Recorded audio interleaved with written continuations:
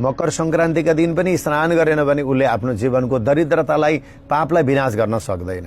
सम्पत्ति भएर पनि दरिद्रता भनेको सम्पत्ति नहुनु मात्रै होइन, विचारको दरिद्रताबाट ऊ कहिले पनि माथि उठ्न सक्दैन।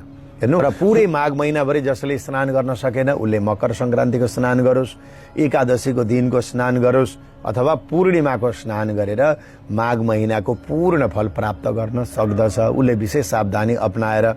र मकर संक्रान्तिका दिन सूर्य उदय कति बजे हुन्छन् भन्दा बिहान 6:58 हुन्छन्। 5 बजे, 5:30 बजे, 6 बजेसम्ममा स्नान गरिसक्नु देवता सँगसँगै यसले गर्दा जन्म जन्मान्तरका पाप र दरिद्रता पनि नाश भएर जान्छ। स्नान गर्दाखेरि कुनै त्रिवेणी, तीर्थ, तलाउ, बगेका हिम नदीहरू छन्, देवस्थलहरू छन्, त्यहाँ हजारौं लाखौं जान्छन् भने त्यस्ता ठाउँमा गएर स्नान गर्नुलाई सर्वोत्तम भनिन्छ। यसको लागि नेपालमा सबैभन्दा पवित्र आदि प्रयाग भनेको देवघाट धाम हो।